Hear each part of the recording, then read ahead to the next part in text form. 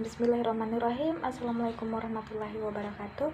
Perkenalkan, nama saya Nurfianti, NPM 03110108, Guruan dan Ilmu Pendidikan, Program Studi Pendidikan Guru Sekolah Dasar, Universitas Muhammadiyah Buton.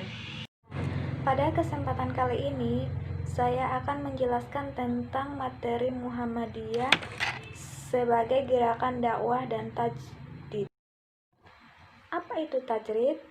Secara bahasa, tajrid berasal dari kata jarada yujaridu tajrid, dan artinya asli, murni, atau tidak ada tambahan dan pengurangan.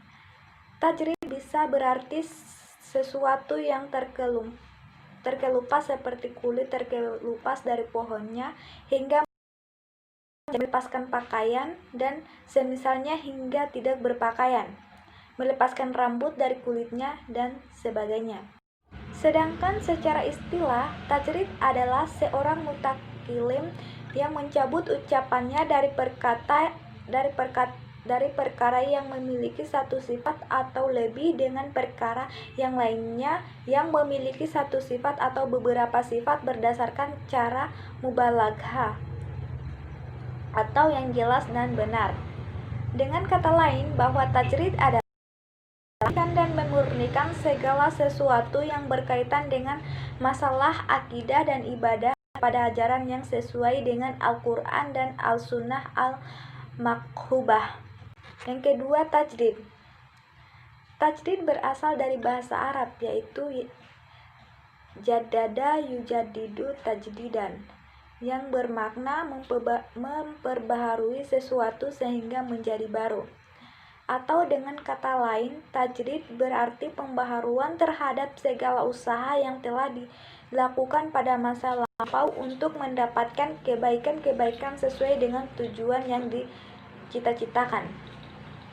Dalam hal ini, Muhammadiyah berusaha memberikan secara khusus dan warga masyarakat secara umum demi terwujud masyarakat adil, utama, adil dan makmur yang diridhoi Allah Subhanahu wa Ta'ala. Sedangkan menurut istilah, ada beberapa kalangan yang mendefinisikan arti tajdid, yaitu yang pertama Syamsul Anwar. Tajdid terbagi menjadi dua pengertian, yaitu tajdid dalam bidang akidah dan ibadah, di mana tajdid dalam bidang akidah dan ibadah adalah pemurnian. Maksudnya mengembalikan akidah dan ibadah kepada kemurniannya sesuai dengan sunnah Nabi Shallallahu Alaihi Wasallam. Tajdid dalam ibadah berarti menggali tuntutannya sedemikian rupa dan sunnah Nabi Muhammad Shallallahu Alaihi Wasallam untuk menemukan bentuk yang paling mendekati sunnah beliau dengan tidak mengurangi adanya tanah. Dalam masalah ibadah, sepanjang masa memang mempunyai landasannya yang jelas dalam sunnah. Misalnya variasi bacaan doa iftitah dalam salat yang menunjukkan bahwa Nabi Shallallahu Alaihi Wasallam sendiri melakukan secara bervariasi. Varian ibadah yang tidak didukung oleh sunnah menurut tarjih tidak dapat dipandang praktik ibadah yang bisa diamalkan. Sedangkan tajdid dalam bidang akidah adalah pemurnian, berarti melakukan pengkajian untuk membebaskan akidah dari unsur-unsur khurafat dan takhayul. Kedua, tajdid dalam bidang muamalat dunyawiyah. Tajdid dalam bidang muamalat dunyawiyah adalah mendominasikan kehidupan masyarakat dengan semangat kreatif sesuai tuntutan zaman.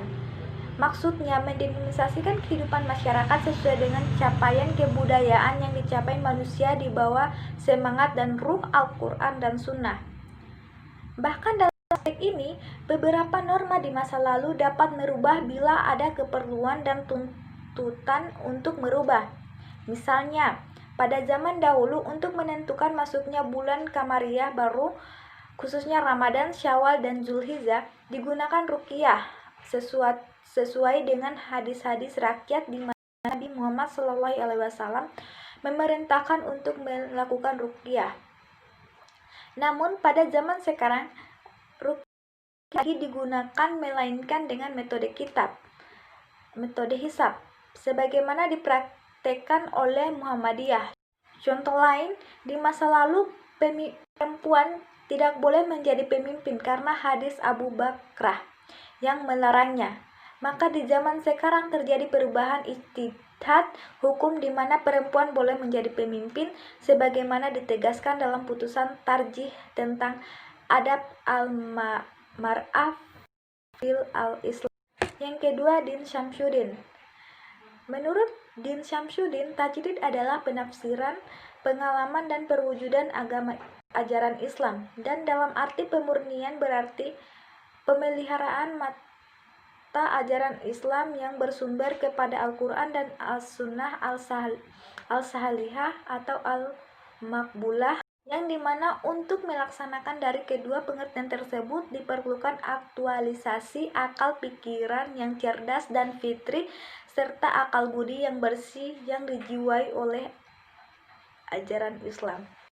Yang ketiga, Haidar Nasir. Menurut Haidar Nasir, tajdid adalah pembaharuan alam pikiran sesuai zaman modern, melembagakan pendidikan Islam modern dan bahkan melawan misi Zending dengan langkah-langkah yang modern, sehingga disebut sebagai gerakan Islam modernis.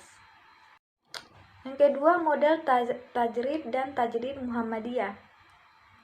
Ada beberapa model atau karakteristik tajrid dan tajdid Muhammadiyah, yaitu yang pertama, konkret dan produktif. Konkret dan produktif yaitu melalui amal usaha yang didirikannya hasil konkret yang dapat disarankan dan dimanfaatkan oleh umat Islam, bangsa Indonesia dan umat manusia di seluruh dunia. Suburnya amal saleh di lingkungan aktivis Muhammadiyah ditujukan pada komunitas Muhammadiyah, bangsa dan kepada seluruh umat manusia di dunia dalam rangka rahmatan lillahi alamin. Yang kedua, tajdid Muhammadiyah bersifat terbuka. Keterbukaan di sini adalah Muhammadiyah mampu mengantisipasi perubahan dan kemajuan di sekitarnya dengan amal usahanya yang dapat dimasukkan dan dimanfaatkan oleh siapapun, seperti sekolah-sekolah, kampus, lembaga ekonomi, dan usaha atau jasa. Yang ketiga, tajdid sangat fungsional dan selaras dengan cita-cita Muhammadiyah untuk menghadirkan Islam sebagai agama yang berkembang dan juga berkebijakan yang senantiasa hadir sebagai pemecah problem yang dihadapi umat seperti masalah kesehatan, pendidikan, dan nasional ekonomi. Hanya itu yang bisa saya sampaikan pada kesempatan kali ini. Kurang dan lebihnya mohon dimaafkan. Wabillahi taufiq wal hidayah. Wassalamualaikum warahmatullahi wabarakatuh.